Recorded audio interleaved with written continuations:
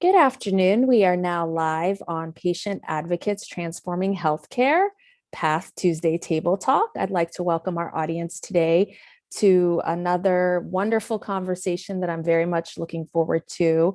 Our topic today, Survivors Advising Scientists, Collaborations in Cancer Research. And this is part of our partnership series. So I can't wait to really jump into this conversation and hear all of the amazing partnerships and collaboration that has been happening in this program that our host today, Kimberly Richardson, will share with us. My name is Hala Dura. I am a patient family engagement consultant, as well as the founder of PATH. And I welcome you, as I do almost every Tuesday, to our table talk. Just a reminder, if you are signed into YouTube, we are happy to take your questions during this conversation. So if you are signed in, just let us know if you may have questions, and hopefully we'll be able to get to them today.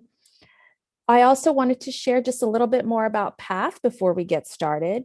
PATH is a diverse, passionate coalition of independent healthcare thought leaders who seek to transform healthcare through integration and advancement of patient, family, caregiver, and community engagement. Through our coalition's advocacy, experiences, and expertise, we serve as trusted partners in the quest for a more equitable and community-centered healthcare system.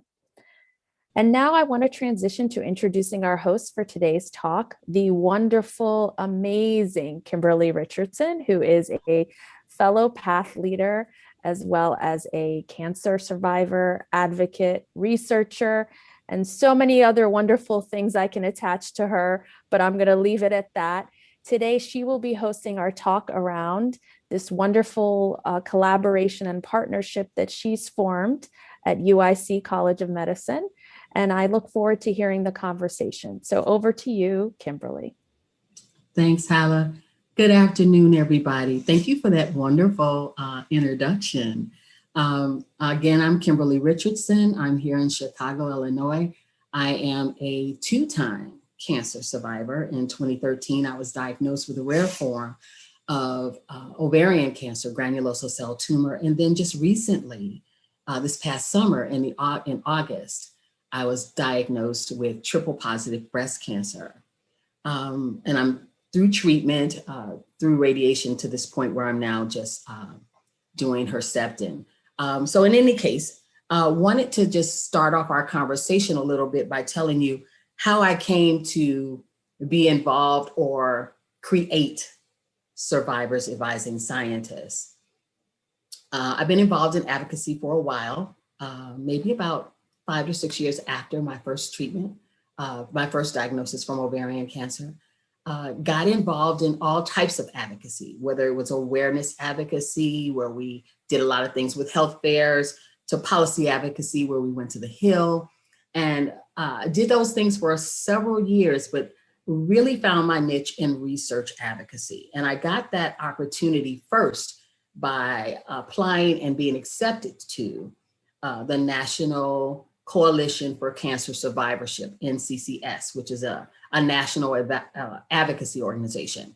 And that organization had asked all of us to write what we wanted to do as an initiative or a project to become one of their, what it was called, their Elevate ambassadors.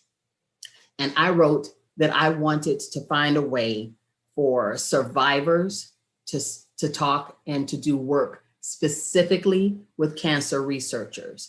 And I didn't quite know whether it was just going to be roundtable discussions or it was going to be learning how to review proposals better. I wasn't quite sure until I started working at the University of Illinois Cancer Center, did a lab visit of the cancer biology lab, and a student sort of tagged me as we were all walking out and said, how can we do more work together?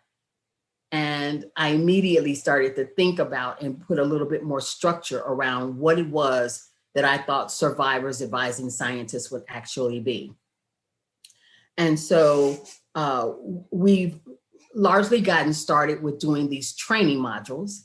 And who are the folks who are joining me today are the MD PhD students at the University of Illinois Cancer Center who have started and taken on the charge of actually putting these training modules together. And so I'll let each one of them introduce themselves and tell you a little bit about the modules that they produced for the project. And I'll start with Allie Young. Hi, everyone. I'm Allie. Thank you so much, Hala, and to Kimberly for having me here and also for welcoming me into this group. It's just a wonderful group.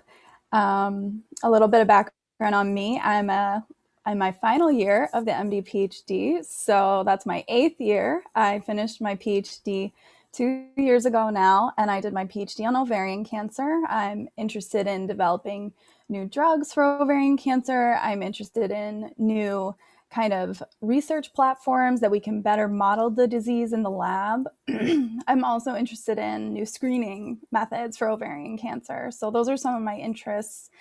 I am just joining the group recently. I really wanted to get involved with the group when Ben, another student who is going to introduce himself soon, put out the call for it. I was at the end of my bandwidth at that time. I couldn't help, but then I was reminded about it because I saw Kimberly at a virtual conference a few months now ago, I don't know, half a year ago.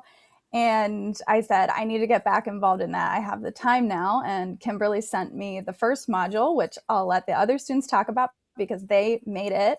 It's fabulous. It's a great introduction to science. And I thought, well, I'm a clinical student now and getting close to hopefully becoming an OB-GYN. And so I wanted to make the modules a little bit more clinical in the new iterations of the module. So I'm working on some ovarian cancer specific ones at the moment, but also ones to help patients maybe navigate through what's going to happen on surgery day or what radiation is and so on and so forth. So those are my interests and my involvement in the modules.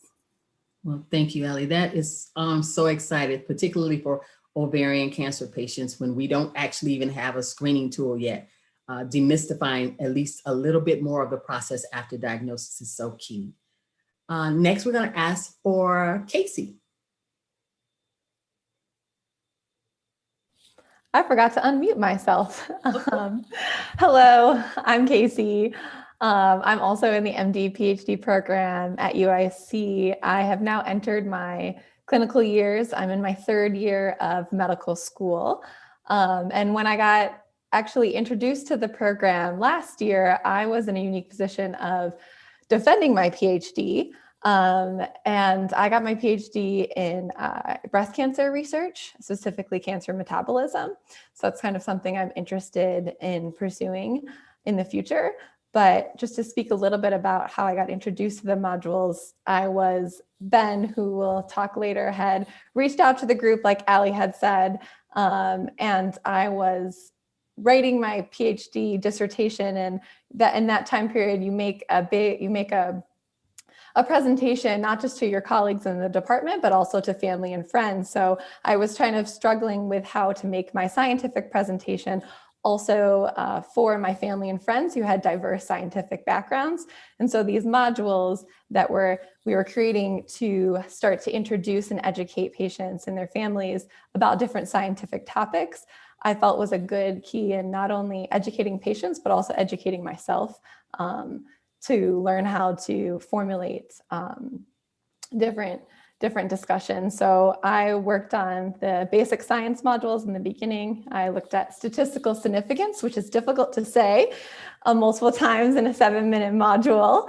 And I also worked on another module, and the next set is the how to build a cell. So the different cellular components and making comparisons to that.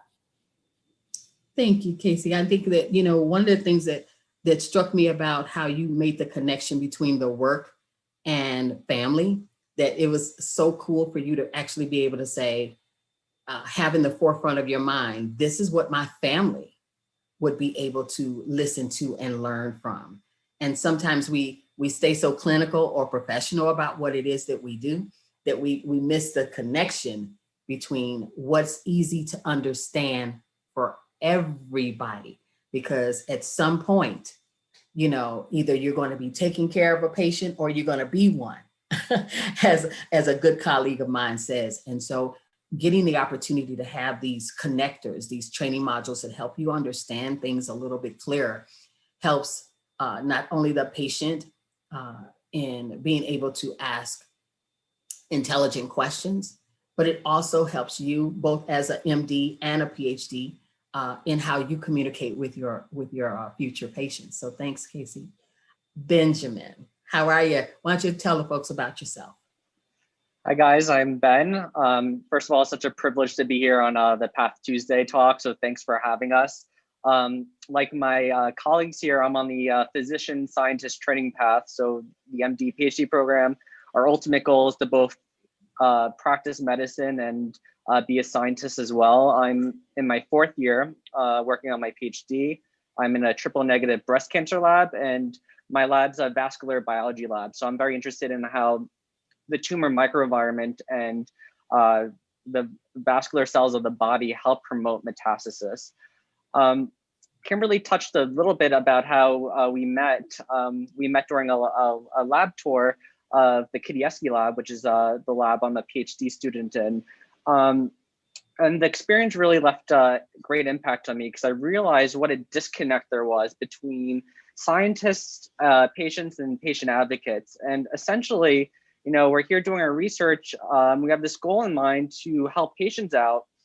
And it's almost kind of paradoxical that that's our goal, but there's literally no patients or advocates in our lives. And under Kimberly's leadership, we're kind of building a bridge to help address that. And one of the big things about survivors advising scientists for me is the bidirectional component of it, that we're not speaking, it's not one-sided. We're not speaking at anyone. We're speaking to each other. And the educational platforms are based on feedback and guidance we're getting directly from the patient advocates. So back in the spring when this all started, it started very foundational concepts about how to build a scientific experiment and how science really works. And as Ali touched upon a moment ago, is we kind of, not only are we kind of branching off to more of a clinical direction, kind of tackling, how cancer is managed and thought about, but we're also kind of tackling the basic science of everything. So genetics, cell biology, we're really getting into, the fundamentals. And, science could sometimes be foreign language. We're trying to break things down to its basic components to make it more digestible. So we really could have this conversation between scientists and patient advocates as we're kind of reaching the same goal together. Benjamin, that is Ben. I don't know why I'm calling you Benjamin. I guess I'm being really formal because I can see your name. Yes, Benjamin. My parents call me Benjamin, so it's fine. Ben, I think the key points from your initial conversation is really important to raise. It is that bidirectional conversation because this is called survivors advising scientists. And so we are basically, the role we play as patient advocates in this process is you guys develop the content, we review the content to make sure that it's easy to understand. And then there is a bidirectional learning that Ben is talking about. It comes from the patient advocate who may not have had that basic information on scientific inquiry. They learn from the training modules. And then of course, for the cancer trainees, they learn how to communicate with us, right? They learn how to take that very scientific jargon and break it down into easy to understand components or elements. And that back and forth between the patient advocates who are chosen nationwide, not just from Chicago and across different cancer types. And it's also not necessarily patient advocates who are very versed in research advocacy. They may just be straight out of treatment. They might be heavily involved in policy advocacy. What the whole concept about this is to develop the information in easy to understand language that helps a patient advocate and a caregiver take that information back to their oncologists or their primaries even as they start to find out more about clinical trials, when they go to conferences and are exposed to sessions and poster sessions, they understand what they are reading, and they understand the dialogue that's happening between the researcher. And speaking of which, I like to let Tova talk, because in our last couple of modules, she's the one who actually finished up the product on how to read a scientific poster. Tova. Hi, everyone. Thanks for having us today. It's always a pleasure to get to talk about this really important work. I'm same year as Ben, so 4th year in the MD PhD. I'm smack in the middle of my PhD, but when we started the first iteration of this project, I was just starting my PhD. And so when Ben approached us with this opportunity, I got really excited because I'm very interested in education and scientific literacy as overarching concepts. And I think getting to be a part of this project in the early phase of my PhD has been really monumental in shaping how I approach whenever I'm discussing science with my colleagues, with patients, at making my own posters so that they're easily understandable for people who might have not been exactly in my field. And so I was really thrilled to get to work on that, how to present or interpret a scientific poster module from our last batch, because I think that's something that really can help engage patients who are attending conferences as interested parties or advocates, and help them feel less intimidated by the science that we're trying to share with them. So it's been really great to work on it. My next set of modules is on cancer basics. I'm in the cancer biology lab, ovarian cancer, actually the same lab as Ali. So it's been wonderful, and I'll keep it short so we can get to some more stuff, but thanks for having us. Well, thanks, Tova. So what we did first, we did 9 to 10 modules on basic scientific inquiry. So you could learn about, what really goes into cancer research, what actually ends up on that scientific poster. And this reiteration of modules is more, if you think about it in terms of cancer 101, right? So what is a cell, all the way to what would you expect in a doctor's visit. I want to shift the conversation a bit and direct it to each one of you and talk about why you think it's important. I think sometimes it's obvious why researchers and physicians should be collaborating more with patients and their caregivers, and even seasoned patient advocates on everything from the review of proposals to the design of software platforms regarding clinical trials. But if you had an opportunity just to tell the audience why you think it's important to collaborate with a patient. Ben, I'll let you start. Yeah, so when we work in these NIH-funded labs, I kind of think of ourselves as, employees of the people. We are getting paid by taxpayer money to do research to help patients. And as I mentioned earlier, I felt it was kind of, almost unkosher that there wasn't any kind of, that's our goal in mind, and there's literally no patients in our lab. I know some people that work on cancer biology that know very little about the clinical aspect. And to me, I think it's very important to build a bridge between patients and scientists, because we are working essentially for the patients. And whether it's grant review or research presentations, I think patients and advocates should have a say in how they view our findings and how they think the research direction should go in. So in terms of grant proposals, when you propose a research project, I think it's very important to have patients and patient advocates a part of that process so they could have an input in terms of future directions for research. And part of this program, we are kind of, the students on our end are kind of trained to kind of talk about the impact statement of our research. How does this affect patients? And it's, as MD PhD students, we write these fellowship grant applications, and we kind of really have to articulate why our research is important. So personally, I think I benefited greatly from this program, and I hope the patient advocates also feel included in the process as well. Oh, they do. Casey, would you like to add? Yes, hi. So I was just thinking about what Ben was saying and how we're as MD PhDs in this unique position. We always say creating a bridge from the science to bench to bedside. So bedside being the patients, but I really think there's also this additional bridge to not just patients that are physically in the hospital, but survivors and family members, and just kind of that third additional bridge to just guide research and clinical care of what they think is the most important, not just this doctor-patient relationship or the doctor-scientist relationship, but just the patient as a human being and as a survivor or wherever they are in their phase of life. I think just having that additional bridge or thought in your mind as a clinician scientist can help remind you every day of why you're waking up really early or why you're staying late for different experiments, not just for pursuing scientific goals, but ultimately making the patient's lives a little bit better.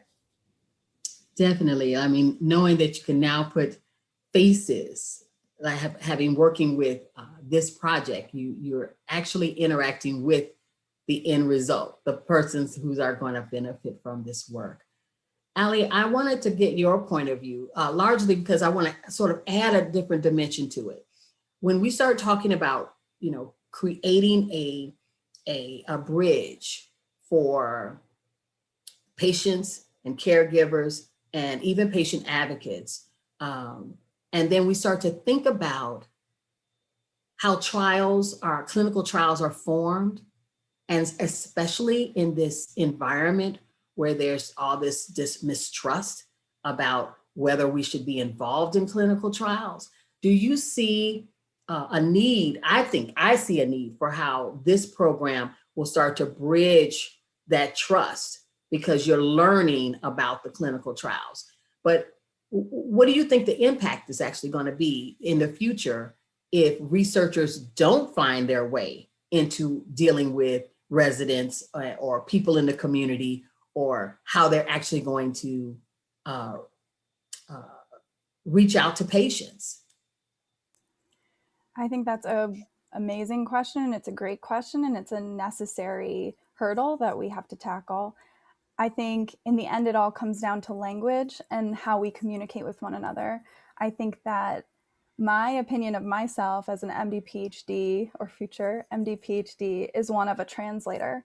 Even during my PhD, I had to talk to people who didn't have the same jargon: engineers, mass spectrometrists, chemists, doctors. I mean, all of these disparate groups should be talking to one another. We know that collaboration increases, the amount of scientific discoveries that are made and that have translational impact.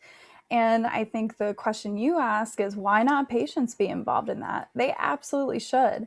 I feel like my family really grounds me. I have people in my life who are also cancer survivors, and they bring questions to me all the time. And I should know them right off the bat, or be able to go into the scientific literature to find the answers. And sometimes it's surprisingly hard. And I think part of that is because the questions they're asking aren't always in line with the questions researchers are asking. I have a family member who recently was diagnosed with breast cancer, and she wants to know all about the side effects of these medications. Some of the side effects that might be considered minor to the research community have a really big impact on her life. What's going to happen to her nails? What's going to happen to the way she can eat food? I mean, those things, it's actually a little bit hard to find some of that information. So it's so necessary for patients and really the end users to have a say in the process that gets them to a cure. And I think we already see the effects of patients maybe not being involved, or the demographics, as you say, of patients who are taking these drugs not being involved. I mean, it was only recently that we started adding female mice to drug testing at an animal level. So if we're not even including females at the animal level, how are we even going to know how these drugs affect human females? who are taking these drugs. And so I think it's really important that the end users are involved and that the studies are reflective of who these end users are. And the only way that that trust is going to be built for them to get involved is to have them be able to communicate with us and have us be able to communicate with them.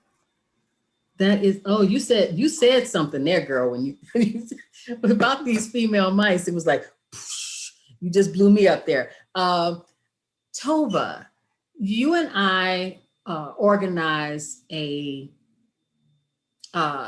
visit of Dr. Burdett's lab, ovarian cancer lab at UI Cancer Center. And we had over 12 patient advocates that are largely involved in awareness advocacy. And so weren't as connected to the research end of it. Tell our audience a little bit about how that went, and then add your perspective to the two questions that I've already asked. Sure. So that event was actually that was the first time we met, Kimberly, and I'm glad we keep working together because I think that event was so transformative for me as an MD PhD. The reason I'm doing this work in my PhD is because I want to help our patients, the people that I would see in clinic. And so that's, as Casey said, why I'm here all of the time doing this work. And that's why most of us are here. But those of us who don't have that added degree of an MD don't often get to interact with patients. So it's easy to get stuck in the weeds of the research because you're not being face-to-face with, as Ali said, the end users of what we're trying to do day in and day out. So that event was fairly impressive, I think, to all of us in the lab. I know as soon as you guys left, we were like, oh, that was so neat. We should do more of that, because people really don't get to meet patients when we're working in a lab. And it really reminded all of us, what we're doing and why we're doing it. But aside from that, I think a lot of questions came up, similar to Ali's family member, that people would ask us, well, what about this in ovarian cancer? And a lot of us don't know the answers because those are questions that researchers aren't necessarily trying to solve. And I think it's because of that disconnect we have between the bench and the bedside. So I think this type of project is very critical for both sides. It's important for patients to get what they need from research, and it's important for researchers to really accomplish their goal of providing services and products that benefit these people. Well, you know what, guys, we're getting closer to our time on the Table Talk. I thank you all for joining us today and telling more of the audience about ways in which cancer trainees can work with patient advocates. I am blessed to get an opportunity to do this kind of work at the University of Illinois Cancer Center. I get the rare opportunity to sort of infuse myself in every level of the infrastructure at the Cancer Center. So not only do I get a chance to work with the students, but I also get a chance to work with the oncologists on the gynecological disease team. I've been able to do grand rounds and interview candidates for hire, aside with also working with the educational and training curriculum for new students and working on reviews and doing presentations. I'll be doing a presentation that's coming up in April at our Gary Cruz Symposium. And we'll be talking about this relationship and how patient advocates can do more than just share their story. So Hala, thank you so very much for giving us this great opportunity to be on the Table Talk, my second opportunity with the podcast. And I just look forward to all the great work that we're going to do in our Empowering series throughout 2021. Back to you, Hala. Thank you, Kimberly. And thanks to all of you. I mean, the one thing we always hear over and over and over in engagement and advocacy work is, well, I don't know how to do it, or it's too hard. It's too difficult. There's too many barriers. Give us an example. Well, here we go today. What an example you guys shared, a very powerful one, bringing scientists together with survivors and advocates to really inform this work. And I can hear it in all of your voices that you've learned so much from one another, and certainly have developed such a deep level of respect and trust with one another. And so I applaud you guys on your efforts. And I really appreciate you guys sharing today with us. And this is what we're talking about, empowering partnerships. And I certainly hope others who listen to this, whether live or later, will see that, hey, it's possible. We can do this. We can partner together. It all starts with just listening to one another and beginning that conversation. So thank you so much. Thank you to our audience for joining us. Please join us next week. Same time, same channel, Tuesdays, 2 p.m. Eastern on YouTube, Path Tuesday Table Talks. We look forward to seeing our audience next week. And don't forget to subscribe so that you get immediate notifications when we're live or that the Table Talk has been posted to YouTube. Thanks again, everyone. Have a great day. And to my guests, if you could just remain on pause or, mute until we close the stream, and then we will end it there. Thank you so much. Bye-bye.